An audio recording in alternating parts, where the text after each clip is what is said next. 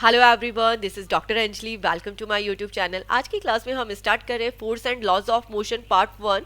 And आज की class में हम पढ़ेंगे फोर्स के कंसेप्ट को, इसी के साथ हम पढ़ेंगे लॉज ऑफ मोशन के कंसेप्ट को कि एक्चुअली जो न्यूटन्स लॉ ऑफ मोशन है हम उसे यूज क्यों करते हैं। इसी के साथ आज की क्लास में हम स्टार्ट करेंगे first law of motion, second law and third law we will do in the next class. Okay, तो फोर्स के कंसेप्ट को पढ़ने से पहले हम थोड़ा सा समझते हैं मोशन के बारे में। मोशन क्या होता है? मूवमेंट। अगर कोई बॉडी अपनी पोजीशन एक जगह से दूसरी जगह चेंज कर रही है, ओके, तो that is motion. You guys know very well. अब ये जो मोशन को डिफाइन करने के लिए हमने 3 पैरामीटर्स यूज किए हैं। या तो उसका डिस्प्लेसमेंट हम नोट करते हैं, डिस्प्लेसमेंट, और या फिर उसने कितना डिस्टेंस कवर किया है। इसी के साथ हम वेलोसिटी एंड एक्सेलरेशन कैलकुलेट करते हैं। ओके, प्रीवियस क्लासेस में इन पैरामीटर्स की हमने डेप्थ में स्टडी करी है। आज के क्लास में हम इन्हीं पैरामीटर्स को यूज करेंगे। Literally we will use displacement, velocity and acceleration with respect to force. Okay, force के साथ हमें इन तीनों पैरामीटर का रिलेशन फाइंड आउट करना है। तो आज की क्लास टोटली बेस्ड रहेगी इसी कंसेप्ट पे। अब हमें फोर्स को इन तीनों के साथ रिलेट तो करना है, हमें फोर्स को एक्सेलरेशन और वेलोसिटी के साथ रिलेट तो करना है, बट सबसे पहले हमें उसके लिए फोर्स तो पता होना चाहिए कि फोर्स क्या होता है। बेटा, फोर्स क्या होता है? फोर्स होता है पुश और पुल। आपने किसी चीज को धक्का दिया, आपने किसी चीज को पुश किया या फिर उससे पुल किया, तो उसको क्या बोलेंगे कि आपने उस पर फोर्स लगाया है। इवन अगर आप एक पोजीशन से दूसरी पोजीशन पे जाते हैं तो आपने अपनी बॉडी को फोर्स क्रिएट किया ना कि वो अपनी पोजीशन चेंज करे। तो now we will see the definition of force. It is a push और pull. In very simple, force को हम क्या बोलते हैं बेटा? पुश और pull. It is a push और pull on a object that produces an acceleration. जो क्या प्रोड्यूस करती है? एक्सेलरेशन प्रोड्यूस करती है। एक्सेलरेशन बेटा कैसे प्रोड्यूस हुआ? ये कोई बॉडी है, इसने अपनी पोजीशन चेंज करी, इसने अपनी पोजीशन चेंज करी तो उससे क्या चेंज हुई? वेलोसिटी चेंज हुई। और वेलोसिटी चेंज होने से क्या प्रोड्यूस होता है बेटा? एक्सेलरेशन प्रोड्यूस होता है। तो इट इज द सिंपल सा concept. Okay, it is a push और पुल ऑन अ ऑब्जेक्ट। किसी भी ऑब्जेक्ट पे पुश लगना या पुल लगना जिससे क्या प्रोड्यूस हो रहा है? एक्सेलरेशन प्रोड्यूस हो रहा है। इसी को हम क्या बोलते हैं? फोर्स बोलते हैं। फोर्स की एसआई यूनिट क्या होती है? न्यूटन। ये हमें याद होना चाहिए। अब चलिए, अगर मान लीजिए आपने किसी बॉडी पे फोर्स लगाया तो क्या क्या चीजें हो सकती है? अब force can do 3 things on a body. Okay, it can change the speed of the body. Of course, अगर आपने किसी चीज पे फोर्स लगाया तो वो क्या चेंज करेगी? स्पीड चेंज करेगी। आप कोई बॉडी है स्टेशनरी पोजीशन में, जस्ट एग्जांपल ये बॉक्स है, ये स्टेशनरी पोजीशन पे है।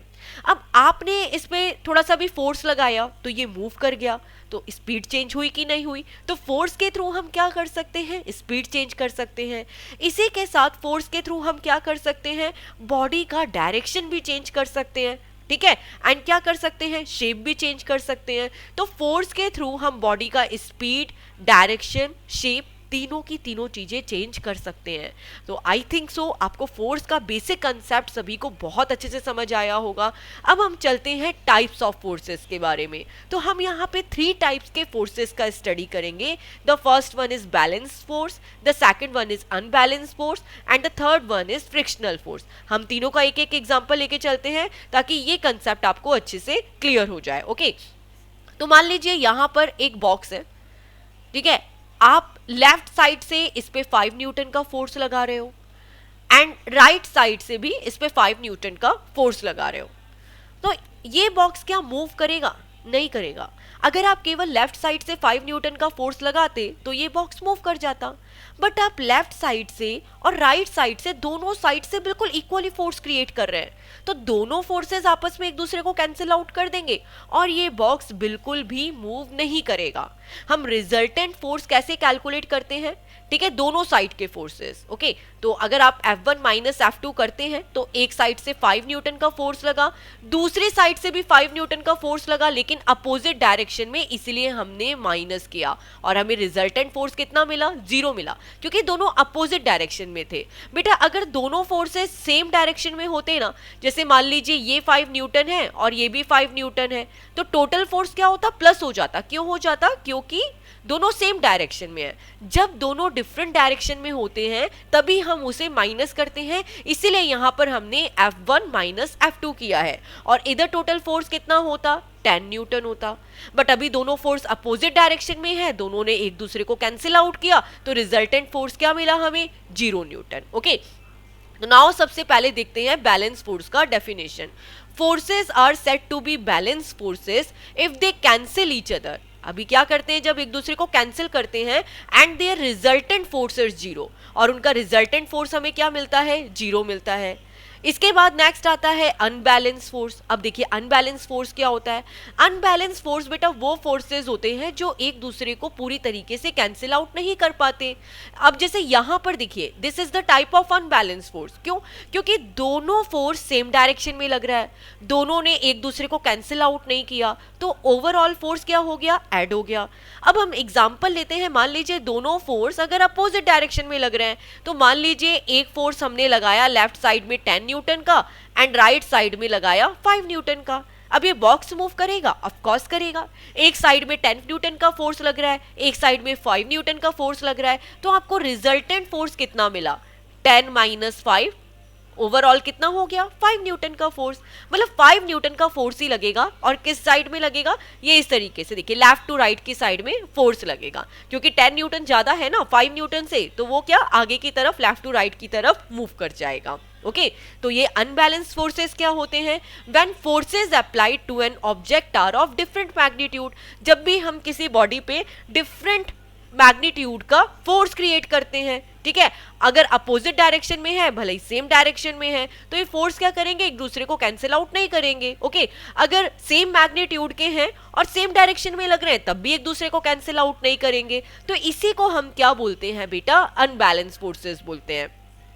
अब अगर आपने किसी बॉडी पे अनबैलेंस फोर्स लगाया तो क्या क्या पॉसिबिलिटी है, अगेन अगर वो बॉडी स्टेट ऑफ रेस्ट पे है, स्टेट ऑफ रेस्ट का मतलब क्या है, स्टेशनरी पोजीशन पे है, तो वो क्या आ जाएगी, मोशन में आ जाएगी कि नहीं आ जाएगी। मतलब जो स्टेट ऑफ रेस्ट है, अगर स्टेट ऑफ रेस्ट है मतलब स्टेशनरी पोजीशन पे है, तो वो आ गई स्टेट ऑफ मोशन में, मतलब वो क्या करने लगेगी, मूव करने लगेगी। इन द सेम वे अगर बॉडी को स्टेट ऑफ मोशन पे वो मूव कर रही है, मूव करती जा रही है, तो मूव करने के बाद अगर आप उस पर फोर्स लगाते हो तो वो क्या होता है, रेस्ट पोजीशन में भी आ सकती है। अगर कोई बॉडी है यहाँ पे, आप उस पे मोशन पे 10 न्यूटन का फोर्स लग रहा है कंटिन्यूअसली, मान लीजिए कोई स्लाइडिंग बॉडी है या रोलिंग मोशन है, ठीक है, न्यूटन का फोर्स लग रहा है, वो रोल करके मूव करती जा रही है, बट आपने राइट साइड से आके उसे रोक लिया अपने हाथों के थ्रू, तो वो चीज क्या हो जाएगी, रेस्ट पोजीशन में आ जाएगी, क्योंकि हमने क्या किया, फोर्स लगाया। तो जब आप अनबैलेंस फोर्स क्रिएट करते हो तो ऑफ कोर्स उसका स्टेट चेंज हो सकता है, बॉडी को एक्सेलरेशन मिलेगा, उसका साइज और शेप चेंज हो जाएगा। तो these are the example of unbalance force. Last one force is frictional force. Frictional force का तो डेली एग्जांपल हम अपने घर पे देखते हैं, जो हम चल रहे हैं, ठीक है, वॉक कर रहे हैं, वो भी क्यों कर पा रहे हैं, क्योंकि फ्रिक्शनल फोर्स है, ठीक है। अब फ्रिक्शनल फोर्स होता क्या है, frictional force that always oppose the motion of the object, जो क्या करता है, ऑब्जेक्ट के मोशन का अपोज करता है। अब इसका एक बहुत सिंपल सा एग्जांपल लेते हैं। मैंने बोल तो दिया कि जो मोशन का अपोज कर रहा है, लेकिन मोशन का अपोज करना हमेशा पॉसिबल है क्या। अब मैं आपसे पूछती हूँ, बेटा आप अपने घर पे चलते हो, आपने शूज पहन रखे हैं, आप चल रहे हो आराम से, तो क्या फ्रिक्शनल फोर्स लगता है क्या, ऑफ कोर्स लगता है फ्रिक्शनल फोर्स, ठीक है। फ्रिक्शनल फोर्स लगता है, जब हम वॉक करते हैं तब भी फ्रिक्शनल फोर्स लगता है। कैसे लगता है, आप सरफेस पे फोर्स लगा रहे हो आगे बढ़ने के लिए, और सरफेस आपके ऊपर फ्रिक्शनल फोर्स लगा रही है, सरफेस आपके ऊपर फ्रिक्शनल फोर्स लगा रही है, तभी आप आगे मूव कर पा रहे हो, अदरवाइज स्लिप हो जाओगे। कैसे स्लिप हो जाओगे, मैं आपको एग्जांपल देती हूँ। कभी आपने देखा होगा कि सरफेस पे पानी गिरा है, या फिर सर्फ लिक्विड गिरा है, मम्मी ने पोछा लगाया है सर्फ के पानी का, आप फटाक से नीचे स्लिप हो जाओगे। क्यों हो गए स्लिप, आप तो वॉक कर सकते हो ना, आप इसीलिए स्लिप हो गए क्योंकि सर्फ का पानी डालने से सरफेस का फ्रिक्शन कम हो गया, और फ्रिक्शन कम होने से क्या होता है, आप स्लिप हो जाते हो। तो इसी का बेस्ट एग्जांपल था वॉकिंग, ताकि आप समझ पाओ फ्रिक्शनल फोर्स को अच्छे से। फ्रिक्शनल फोर्स क्या होता है, that force that always opposes the motion of the object, जो क्या करता है, ऑब्जेक्ट के मोशन का हमेशा अपोज करता है, उसी को हम क्या बोलते हैं, फोर्स ऑफ फ्रिक्शन या फ्रिक्शनल फोर्स। अब इसके बाद हम अपने टॉपिक पे आते हैं, क्योंकि हमारे फोर्स के कंसेप्ट तो क्लियर हो चुके हैं। अब हम पढ़ेंगे topic Newton's law of motion. Guys believe me, बच्चे Newton's first law, second law, third law सब रट लेते हैं, बट उन्हें पता ही नहीं होता है कि न्यूटन्स लॉ ऑफ मोशन हम यूज क्यों कर रहे हैं। तो सबसे पहले हमें ये तो पता होना चाहिए कि न्यूटन्स लॉ ऑफ मोशन होता क्या है और हम उसे यूज क्यों करते हैं, उसकी प्रैक्टिकल लाइफ में एप्लीकेशन क्या है। तो बेटा देखो, न्यूटन्स ने 3 लॉ दिए थे, किसके लिए? मोशन के लिए। बॉडी जो एक सरफेस पे मूव कर रही है, वो मूव कर रही है तो उसके पीछे क्या लॉजिक है, ओके एंड इसको उसने रिलेट किया फोर्स के साथ। तो मतलब हम एक्चुअली न्यूटन्स तीनों लॉज के अंदर ऑब्जेक्ट के मोशन का, जो ऑब्जेक्ट का मोशन है उसको रिलेशन फाइंड आउट करेंगे फोर्स के साथ। ओके तो that is the Newton's law of motion. यहाँ पे हम क्या करते हैं, ऑब्जेक्ट के मोशन का फोर्स के साथ रिलेशन फाइंड आउट करते हैं। तो that is Newton's law of motion. अब आप पूछोगे कि मैम तीनों लॉज में यही है कि आपको ऑब्जेक्ट के मोशन का फोर्स के साथ रिलेशन फाइंड आउट करना है। ऑफ कोर्स तीनों के अंदर ही हमें ये प्रूव करना है, बट तीनों डिफरेंट फॉर्म में है। जब हम तीनों लॉज पढ़ेंगे तो आपको ये चीज़ अच्छे से समझ आ जाएगी। आज के क्लास में आपको ये पता होना चाहिए कि बेटा जो न्यूटन्स फर्स्ट लॉ है उसे हम बोलते हैं लॉ ऑफ इनर्शिया। इनर्शिया हमें नहीं पता है क्या होता है, बट जब हम न्यूटन्स फर्स्ट लॉ पढ़ेंगे तो आपको अच्छे से समझ आ जाएगा कि लॉ ऑफ इनर्शिया क्या होता है। इसी के बाद पढ़ेंगे हम न्यूटन सेकंड लॉ, जिसे हम क्या बोलते हैं, law of force and acceleration. Newton third law को क्या बोला जाता है बेटा, law of action and reaction. तो तीनों लॉज को हम स्टेप बाय स्टेप पढ़ेंगे, बट आपको पता होना चाहिए कि एग्जैक्टली इनका नाम क्या है, क्योंकि एमसीक्यूज के अंदर या कॉम्पिटिटिव एग्जाम के अंदर ये क्वेश्चंस डायरेक्टली आ जाते हैं। आप बोलोगे मैम हम तो 9th क्लास में, अभी कहाँ से कॉम्पिटिटिव एग्जाम के क्वेश्चन, ये थोड़ी ना आते होंगे, 9th के क्वेश्चन आते हैं। मैं हमेशा बच्चों को बोलती हूँ कि बेटा competitive exam it's not about 11th and 12th, it's about 9 to 12। तो 9th 10th के कंसेप्ट तो आपको बहुत हेल्प करते हैं 11th 12th में। ओके तो once again, Newton first law, law of inertia. Newton second law, law of force and acceleration. Newton third law, law of action and reaction. Okay अब हम आते हैं फर्स्ट लॉ ऑफ मोशन पे। तो देखो, according to Newton's ने क्या बोला फर्स्ट लॉ के अकॉर्डिंगली, ठीक है। तो न्यूटन फर्स्ट लॉ को समझने से पहले ना उसने क्या बोला न्यूटन ने, हम एक एग्जांपल लेंगे, तब हमें फर्स्ट लॉ ऑफ मोशन अच्छे से समझ आ जाएगा। देखिए बेटा, आपको एक इमेज दिखाई दे रही है यहाँ पर। इसके अंदर एक कार के अंदर ड्राइवर बैठा है और वो आराम से कार चला रहा है, ठीक है। अब देखिए, वो कार चलाते चलाते, आप अपना भी एग्जांपल ले सकते हैं। मान लीजिए आप बस में या ट्रेन में या कार में, किसी में भी आप ट्रैवल कर रहे हैं, आपकी कार आराम से मूव हो रही है। अब आप एज्यूम कीजिए कि आपकी कार एकदम से रुक जाती है, आप एकदम से ब्रेक लगाते हो। ऐसा तो हुआ होगा ना, कभी कार में ब्रेक लगाया होगा, कभी बस में ब्रेक लगा होगा, कभी ट्रेन में ब्रेक लगा होगा। तो क्या होता है, आप सबकी सब आगे की तरफ गिर जाते हो कि नहीं गिर जाते हो? जैसे इस इमेज में दिखाई दे रहा है, गिर जाते हैं आगे की तरफ ब्रेक लगाती, होता है ना ऐसा। क्यों होता है ऐसा, हम आगे की तरफ क्यों गिरते हैं, ये पढ़ेंगे हम फर्स्ट लॉ ऑफ मोशन में। In the same way second example लेती हूँ। मान लीजिए आप ट्रेन में बैठे हैं और ट्रेन मूव नहीं कर रही है, आराम से स्टेशनरी पोजीशन पे बिल्कुल मूव नहीं कर रही है, ठीक है। लेकिन जैसे ही ट्रेन मूव करती है या बस मूव करती है, आप आगे की तरफ गिरते हो या पीछे की तरफ गिरते हो? हम पीछे की तरफ गिर जाते हैं। अब ऐसा क्यों हो रहा है? ओके तो that is according to first law of motion. Newton के फर्स्ट लॉ के अकॉर्डिंगली बेटा, कोई भी जो ऑब्जेक्ट है ना, कोई भी ऑब्जेक्ट है, अगर मान लीजिए या तो वो रेस्ट पोजीशन पे होगा या फिर वो मोशन कर रहा होगा, ठीक है, या तो वो यूनिफॉर्म मोशन होगा उसका। ओके तो अगर वो रेस्ट पोजीशन पे है तो वो रेस्ट पोजीशन पे रहने के लिए ही ट्राई करेगा, और अगर वो मोशन में है तो वो मोशन में रहने के लिए ही ट्राई करेगा। जब तक आप उसके ऊपर फोर्स ना क्रिएट करो, जब तक आप उसके ऊपर फोर्स ना क्रिएट करो, जब हम उसके ऊपर कोई फोर्स लगाएंगे तो वो रेस्ट से मोशन में आएगा, और जब हम उसके ऊपर फोर्स लगाएंगे तो वो मोशन से रेस्ट पोजीशन पे आएगा।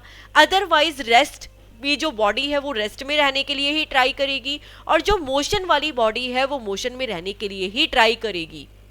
जैसा अभी हमने एग्जांपल लिया, आप यहाँ पे व्हीकल में, कार में बैठे थे तो आपके बॉडी में क्या आया, स्टेट ऑफ मोशन और स्टेट ऑफ रेस्ट। आप कार में बैठे थे, कार क्या कर रही थी बेटा, मूव कर रही थी। कार मूव कर रही थी तो आप में क्या आया, स्टेट ऑफ मोशन। अब कार मूव कर रही है, आप में स्टेट ऑफ मोशन आ चुका है, मतलब अब आपकी बॉडी पूरी तरीके से ये कोशिश करेगी कि मैं स्टेट ऑफ मोशन में ही रहूं। लेकिन जैसे ही आपने ब्रेक लगाया, जैसे ही आपने ब्रेक लगाया तो क्या लगा, फोर्स लगा, ब्रेक लगते ही फोर्स लगा। बट एकदम से फोर्स लगने में कुछ सेकंड्स का तो टाइम लगेगा ना, तो तब तक आपकी बॉडी क्या होती है, मोशन में रहती है, मतलब आपकी बॉडी आगे चली जाती है और कार में ब्रेक लग जाता है, कार पीछे रह जाती है। क्यों? क्योंकि आपकी बॉडी स्टेट ऑफ मोशन में थी, तो वो तो आगे निकल गई और कार में ब्रेक लगा, कार पीछे रह गई। तो कुछ सेकंड्स के लिए क्या होता है कि आप एकदम से आगे चले जाते हो, बट इसके बाद एकदम से फोर्स लगा है ना, तो हमारी बॉडी खुद को ट्राई कर लेती है रेस्ट पोजीशन में आने के लिए। ओके, तो ये कंसेप्ट है फर्स्ट लॉ ऑफ मोशन का। अब हम दूसरा एग्जांपल लेते हैं, दूसरे एग्जांपल में हमने क्या देखा कि कार रेस्ट पे है, कार रेस्ट पे है, तो हमारी बॉडी किस में आ गई, स्टेट ऑफ रेस्ट पे। किस पे आ गई, स्टेट ऑफ रेस्ट पे। अब वो स्टेट ऑफ रेस्ट पे रहने के लिए ही ट्राई करेगी, लेकिन जैसे ही कार स्टार्ट हुई, जैसे ही कार ने मूव करना स्टार्ट किया, तो कार तो आगे से मूव कर गई, एकदम से क्या लगा, फोर्स लगा, फोर्स लगा, एकदम से आगे जाने के लिए फोर्स लगा, तो कार आगे निकल गई, आप पीछे रह गए और बैकवर्ड डायरेक्शन में इसीलिए गिर जाते हो, क्योंकि अगेन फोर्स तो लगा, लेकिन फोर्स को इंप्लीमेंट होने में कुछ तो टाइम लगेगा। हमारी बॉडी रेस्ट पे, वो रेस्ट पे रहने के लिए ट्राई करेगी, लेकिन जैसे ही फोर्स लगा, क्या हुई, कार आगे निकल गई, आप एकदम से पीछे रह गए, पीछे की साइड बैकवर्ड डायरेक्शन में गिर गए। ऐसा होता है। ओके, कुछ टाइम लगता है फोर्स को हमारी बॉडी में लगने में। तो ये था फर्स्ट लॉ ऑफ मोशन का कॉन्सेप्ट। ओके, तो now you can see an object remains in state of rest. कोई भी ऑब्जेक्ट है वो स्टेट ऑफ रेस्ट में रहता है, और ऑफ यूनिफॉर्म मोशन, या फिर वो यूनिफॉर्म मोशन में रहता है in a straight line unless acted upon by an external unbalance force, जब तक उस पर कोई भी अनबैलेंस फोर्स नहीं लग जाता है। तो इसको 3 एग्जाम्पल के थ्रू बताया हुआ है। सबसे पहला एग्जाम्पल लिया है break applied by a bus driver, कि सबसे पहले जो बस ड्राइवर है उसके थ्रू ब्रेक लगा। दूसरा एग्जाम्पल है डस्टिंग अ कारपेट। अगर आप कारपेट की डस्टिंग करते हो, जैसे मान लीजिए कारपेट है, कारपेट पे बहुत सारे डस्ट के पार्टिकल हैं, वो अपनी पोजीशन पे है, बट जैसे ही आपने इनको फटका, सारे के सारे पार्टिकल जो स्टेट ऑफ रेस्ट पे थे वो स्टेट ऑफ मोशन पे आ जाते हैं और सारी की सारी डस्ट है वो ऊपर उड़ जाती है। ऐसा ही होता है। In the same way shaking a tree, tree को शेक करने से क्या हुआ, ट्री आराम से स्टेशनरी पोजीशन पे है, ठीक है, आपने क्या किया, उसको मूव किया, तो ये किस में आया, मोशन में आया। लीव्स हैं वो भी सारी की सारी क्या है, law of rest, sorry state of rest पे है, बट जैसे ही उसको मोशन किया तो उनका मोशन से क्या हुआ, मोशन चेंज हुआ उनका, वो भी मूव करने लग गई, तो जो लीव्स है वो भी क्या हुई, नीचे आके गिर जाती है। तो these all are example of first law of motion. अब हमने ये बोला था, आप स्टार्टिंग में बोलोगे मैम आपने तो बोला था कि जो फर्स्ट लॉ ऑफ मोशन है न्यूटन्स का फर्स्ट लॉ है, इसको तो हम लॉ ऑफ इनर्शिया बोलते हैं, लेकिन पूरे स्टेटमेंट में कहीं नहीं तो इनर्शिया वर्ड आया ही नहीं है, हमें तो पता ही नहीं है इनर्शिया क्या होता है। तो अभी हम पढ़ेंगे इनर्शिया एंड मास के कंसेप्ट को, कि इनर्शिया क्या होता है। तो इनर्शिया का बेटा मतलब ये होता है कि अगर आपकी बॉडी को जो प्रॉब्लम होती है ना, जो बॉडी के अंदर एक रेजिस्टेंस होता है स्टेट चेंज करने के लिए, उसको बोलते हैं इनर्शिया। नहीं समझ आया है? एक एग्जांपल लेते हैं। मान लो एक पर्सन है 150 kg का, ठीक है, और दूसरा पर्सन है 50 kg का। मैंने आपसे पूछा बेटा इन दोनों में से कौन ज्यादा तेज भागेगा, 50 kg वाला या 150 kg वाला? तो आप क्या बोलोगे, मैम 50 kg वाला है वो ज्यादा तेज भागेगा, क्योंकि वो हल्का है, 150 kg वाला तो बहुत भारी है, ये ज्यादा तेज नहीं भागेगा। मतलब आपको इनर्शिया का मतलब पता है, क्यों? क्योंकि इस बॉडी का मास बहुत ज्यादा है, यू नो वेरी वेल, मतलब इस बॉडी का मास ज्यादा है, इसको भागने में प्रॉब्लम होगी, तो इसके अंदर एक रेजिस्टेंस है आगे जाने के लिए, इस बॉडी में भी रेजिस्टेंस है आगे मूव करने के लिए, आगे मूव करने के लिए उसे फोर्स लगाना पड़ेगा ना, आगे वो ऐसे ही तो नहीं बढ़ेगा, मतलब वो अगर खड़ा है तो उसके अंदर एक रेजिस्टेंस है कि मैं खड़ा ही रहूं। अब उसे आगे बढ़ने के लिए क्या करना है, फोर्स लगाना पड़ेगा। आपको भी पढ़ाई करने के लिए फोर्स लगाना पड़ता है ना, कि पढ़ूं कि नहीं पढ़ूं, पढ़ूं कि नहीं पढ़ूं, फिर आप अपने आप को मोटिवेट करते हो, नहीं मैं पढ़ लेता हूं, कल से मेरे एग्जाम है, मुझे पढ़ना ही पड़ेगा, ठीक है। तो आपने क्या किया, उसको रेजिस्ट किया और एक फोर्स लगाया अपनी बॉडी में कि अब मुझे पढ़ाई करनी है। इन द सेम वे ये दोनों भी क्या कर रहे हैं, आगे बढ़ने के लिए फोर्स लगा रहे हैं, क्योंकि इनकी बॉडी तो इनको रेजिस्ट कर रही है। लेकिन वो रेजिस्टेंस कैसे आता है बेटा, मास से। ठीक है, कैसे आता है? मास से। जितना ज्यादा मास होगा बॉडी का वो उतना ही ज्यादा रेजिस्टेंस क्रिएट करेगी, इसीलिए इसको आगे बढ़ने में प्रॉब्लम हो रहा है, ज्यादा भागने में, और इसको प्रॉब्लम नहीं हो रहा है। अब देखते हैं inertia, the natural tendency of an object that resist the change in state of motion और rest of the object is called inertia. Once again, natural tendency of object, कोई भी ऑब्जेक्ट की एक नेचुरल टेंडेंसी है that resist the change in state of motion, जो क्या करती है, स्टेट ऑफ मोशन पे है तो उसको भी रजिस्ट करेगी, या वो स्टेट ऑफ रेस्ट पे है उसको भी रजिस्ट करेगी चेंज करने के लिए, चेंज करने के लिए, स्टेट चेंज करने के लिए। इसी को क्या बोलते हैं हम? इनर्शिया बोलते हैं। ओके, तो now in the second step you can C and heavy object has more inertia, जो ऑब्जेक्ट्स भारी होते हैं उनमें ज्यादा इनर्शिया होता है, ठीक है, इसलिए उनको पुश और पुल करना बहुत डिफिकल्ट होता है, जबकि जो ऑब्जेक्ट लाइट होते हैं उनके अंदर कम इनर्शिया होता है। अब हम आते हैं मास पे। मास तो इज वेरी सिंपल, ठीक है, मास क्या होता है? Measure of inertia. जैसे हमने यहाँ पे मास को इनर्शिया से मीजर किया, आपने बोला ना कि मैम इसका मास ज्यादा है ये कम भागेगा, इसका मास कम है ये ज्यादा भागेगा, तो आपने इनर्शिया को ही तो मीजर किया, तो मास के थ्रू हम क्या करते हैं? इनर्शिया को मीजर करते हैं। तो ये कंसेप्ट पढ़े हमने इनर्शिया एंड मास के। ओके, अब हम आगे चलते हैं। तो Newton first law of motion तो हमने अच्छे से कंप्लीट कर लिया, और अगर आपको समझ आया होगा तो ऑफ कोर्स ये क्वेश्चंस आपको बहुत इजी लगेंगे, आप इनको बहुत अच्छे से आंसर दे सकते हो। एनसीईआरटी के क्वेश्चंस हैं, हम ये चारों क्वेश्चंस वन बाय वन लेके चलेंगे। सबसे पहला क्वेश्चन क्या है? Which of the following has more inertia, rubber ball और stone of the same size. अब आपको पता होना चाहिए कि रबर बॉल का इनर्शिया ज्यादा होगा या स्टोन का। बेटा दोनों में से किसका मास ज्यादा होता है? स्टोन का मास ज्यादा होता है, तो इसीलिए जिसका मास ज्यादा है उसका इनर्शिया ज्यादा होगा। स्टोन का मास ज्यादा है तो स्टोन का इनर्शिया ज्यादा होगा। अ साइकिल और ट्रेन, इन दोनों में से बेटा किसका मास ज्यादा है? ट्रेन का या साइकिल का? कोई भी बता देगा ट्रेन का ज्यादा है, तो इनर्शिया भी किसका ज्यादा हुआ? ट्रेन का। तो हम बोल सकते हैं ना, mass is measure of inertia. Mass के थ्रू हमें पता चल रहा है कि इनर्शिया ज्यादा है कि नहीं है। The third one is a 5 rupees coin and a 1 rupees coin. 5 rupees coin और 1 रुपीज कॉइन में कौन हैवी होता है? 5 रुपीज कॉइन। तो किसका इनर्शिया ज्यादा हुआ? 5 रुपीज कॉइन का इनर्शिया ज्यादा हुआ। ओके, अब हम आते हैं सेकंड क्वेश्चन पे। In the following example try to identify the number of times the velocity of the ball changes. अब आपको यहाँ पर एक बॉल का मूवमेंट गिवन है, उसके थ्रू आपको फाइंड आउट करना है कि इसकी वेलोसिटी कितने टाइम चेंज हुई है। अब एक स्टेटमेंट दिया है, हम रीड करते हैं और फाइंड आउट करते हैं, बहुत ईजी है। A football player kick a football to another player. अब देखो, एक फुटबॉल प्लेयर ने, जैसे बॉल है वो स्टेशनरी पोजीशन पे है, उसको किक किया, तो ये जो पहला फुटबॉल प्लेयर है इसके थ्रू वेलोसिटी चेंज हुई कि नहीं हुई? बिल्कुल हो गई। एंड उसने किसको दिया? दूसरे फुटबॉल प्लेयर को दिया। अब दूसरा फुटबॉल प्लेयर क्या कर रहा है? वो भी फुटबॉल को किक करता है, किसके पास? आगे देखो लिखा हुआ है, a football player kicks a football to another player of his team who kicks the football towards the goal. अभी जो दूसरा फुटबॉल प्लेयर है ये भी क्या कर रहा है? फिर से किक करता है गोल पे। तो सबसे पहले क्या आया? फर्स्ट प्लेयर आया जिसने फुटबॉल बॉल को क्या किया? किक किया अनदर प्लेयर को, ठीक है। अब सेकंड टाइम कब वेलोसिटी चेंज हुई? जब उस प्लेयर ने जो फुटबॉल को किक किया गोलकीपर को। ओके, ये तो सेकंड टाइम हो गई। अब इसके बाद गोलकीपर क्या कर रहा है?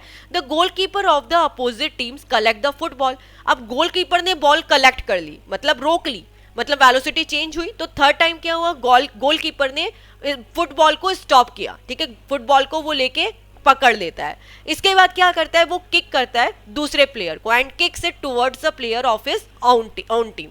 इसके बाद उसने क्या किया? अपनी टीम के दूसरे मेंबर को जो फुटबॉल है वो किक करके दिया। तो हमें ये चीज समझ आ गया कि 4 बार यहाँ पे वेलोसिटी चेंज हुई है। किस किस टाइम? जब फुटबॉल प्लेयर था उसने दूसरे फुटबॉल प्लेयर को दी, फिर दूसरे फुटबॉल प्लेयर ने गोलकीपर को दी, ये दूसरी टाइम हो गया। तीसरे टाइम गोलकीपर ने बॉल को स्टॉप किया, तो ये तीसरे टाइम हो गई। एंड उसके बाद उसने बॉल को फेंक के दिया किसी दूसरे प्लेयर को, तो ये हो गई फोर्थ टाइम। तो 4 टाइम इस तरीके से वेलोसिटी चेंज हुई। अब आगे क्या फाइंड आउट करना है? Also identify the agent supplying the force in each case. उसके बाद हमें ये बताना है कि भाई जो एजेंट है वो किस तरीके से फोर्स को सप्लाई कर रहा है। ओके, तो देखो फर्स्ट केस में तो फर्स्ट प्लेयर ने किया, सेकंड केस में सेकंड प्लेयर ने किया, थर्ड एंड फोर्थ केस तो गोलकीपर का था, तो ये किसके थ्रू हुआ? गोलकीपर के थ्रू हुआ। अब हम आते हैं थर्ड क्वेश्चन पे। Explain why some of the leaves may get detach from a tree if we vigorously shake the branch. Okay, तो देखो होता क्या है कि आप ऑफकोर्स अगर कोई ट्री है, ये इसको शेक करोगे, इसको मूव करोगे, तो इसमें से क्या होता है, जो लीव्स है इसकी वो नीचे गिर जाती हैं। हमने ये पहले भी पढ़ चुके हैं, क्योंकि बेटा जो लीव्स एंड ट्री, अगर आप यहाँ पे देखोगे स्टार्टिंग में लीव्स और ट्री दोनों की दोनों क्या है, रेस्ट पोजीशन पे है। बट जैसे ही हमने ट्री को क्या किया, शेक करना स्टार्ट किया, ट्री को मूव करना स्टार्ट किया, तो ट्री किस में आया बेटा, मोशन में आया, वो मूव करने लगा। अब जब ट्री मोशन में आया तो लीव्स की क्या टेंडेंसी है, लीव्स की क्या टेंडेंसी है, वो रेस्ट पे रहेंगी। लीव्स में क्या टेंडेंसी है कि वो रेस्ट पे ही रहेंगी, है ना, वो मूव नहीं करेंगी। तो एक्चुअली क्या हुआ, लीव्स क्या करती हैं, नीचे गिर जाती है। सेम वही वाला कंसेप्ट है वर्स वाला। हमने ट्री को मूव किया, ट्री को शेक किया, तो मोशन हुआ, तो लीव्स में क्या है, लीव्स तो लॉ ऑफ रेस्ट पे है ना, वो तो मूव नहीं करना चाहती, लेकिन उन पे क्या हुआ फिर, इसीलिए वो भी लॉ ऑफ मोशन में आती हैं, because of state of motion में आती है। ठीक है, स्टेट ऑफ मोशन में आने से क्या होता है, उनका लीव्स वो जो होती हैं वो नीचे गिर जाती हैं। Okay, because of remaining in the position of rest some of the leaves may get detach from a tree. Okay, तो दिस इज द सिंपल सा कंसेप्ट। अब हम आते हैं लास्ट क्वेश्चन पे। Why do you fall in the forward direction when a moving bus brakes to stop and fall backward when it accelerates from rest? तो देखिए बेटा, ये कंसेप्ट हम बहुत अच्छे से पढ़ चुके हैं। कोई भी मूविंग बस है, कोई भी मूविंग बस है, बस अगर मूव कर रही है और हम उसके आगे ब्रेक लगाते हैं, तो हम क्या करते हैं, फॉरवर्ड डायरेक्शन में गिर जाते हैं। Okay, in the same way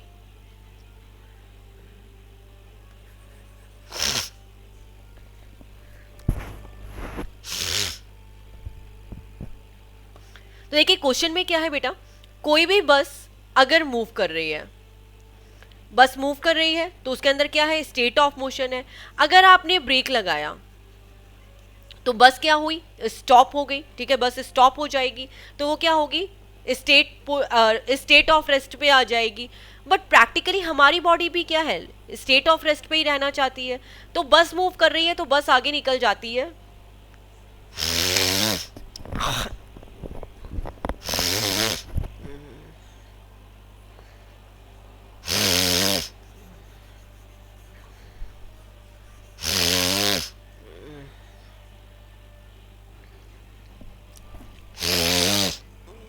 लीची।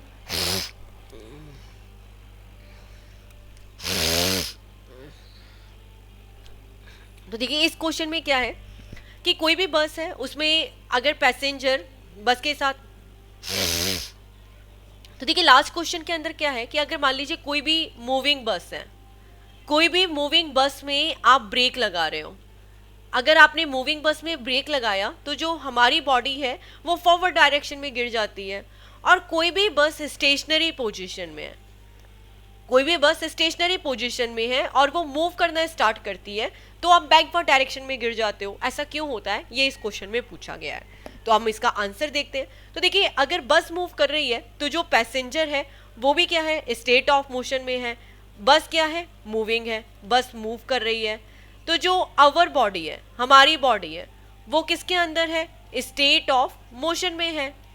अब जैसे ही आपने ब्रेक लगाया, जैसे ही आपने ब्रेक लगाया तो according to law of inertia, according to law of inertia हमारी बॉडी किस में रहेगी, स्टेट ऑफ मोशन में रहेगी। अब जैसे ही आप फोर्स लगाते हो, आपने फोर्स लगाया तो ऑफ कोर्स ब्रेक तो लगा, लेकिन कुछ सेकंड्स का टाइम तो लगेगा, इसलिए जो हमारी बॉडी है वो फॉरवर्ड डायरेक्शन में आगे चली जाती है। ओके, हमारी बॉडी क्या होगी, फॉरवर्ड डायरेक्शन में आगे गिर जाएगी। एंड जिस बॉडी पे फोर्स लग रहा है ऑफ कोर्स वो तो आगे वो तो स्टॉप हो गई, क्योंकि उसको हमने स्टॉप किया है, फोर्स लगी है, ब्रेक लगाया है, वो वहीं रही और हमारी बॉडी स्टेट ऑफ मोशन में है, वो क्या हुई, आगे निकल गई। इसीलिए हम क्या करते हैं, फॉरवर्ड डायरेक्शन में गिर जाते हैं।